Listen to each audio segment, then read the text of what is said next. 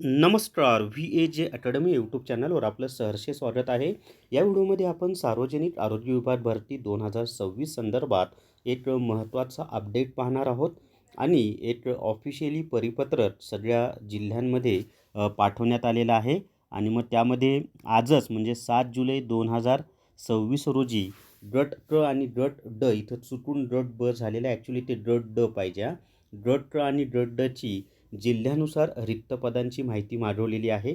त्यामुळं आता जाहिरात लवकरच प्रसिद्ध होईल असं वाटतंय आणि आरोग्यमंत्र्यांनी सुद्धा सांगितलं होतं की 8 दिवसामध्ये जाहिरात म्हणजे भरती करण्याच्या संदर्भात हालचालींना वेग येणार आहे. तर त्यानुसार कार्यवाही होत आहे असं वाटत आहे.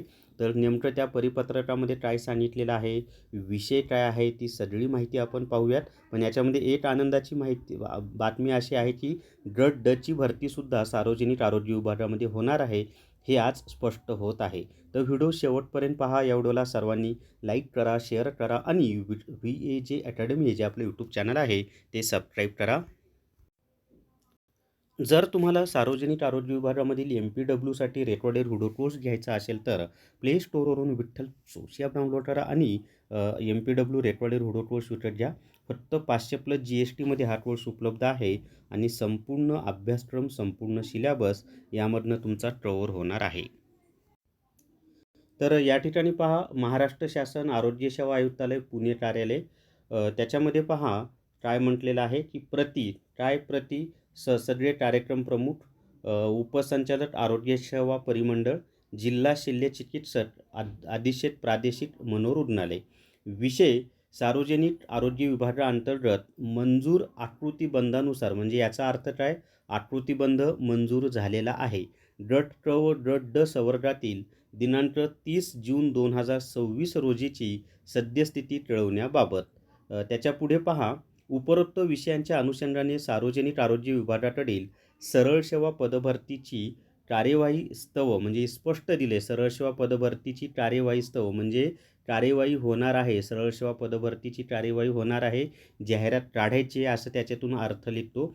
आपले कार्यालयाच्या आस्थापनेवरील मंजूर आकृतीबंधानुसार गट क व गट ड संवर्गातील दिनांक 30 जून 2026 रोजीची सद्यस्थिती खालील विवरणपत्र तात्काळ शासनास उपलब्ध करून द्यावयाची आहेत.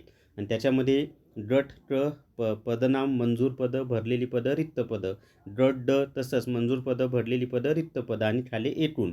तरी जिल्हा हिवताप अधिकारी, जिल्हा सामान्य रुग्णालय व प्रादेशिक रुग्णालय यांनी त्यांच्याकडील वरील तथ्यातील माहिती उपसंचालक आरोग्य सेवा परिमंडळाकडे सादर करावी.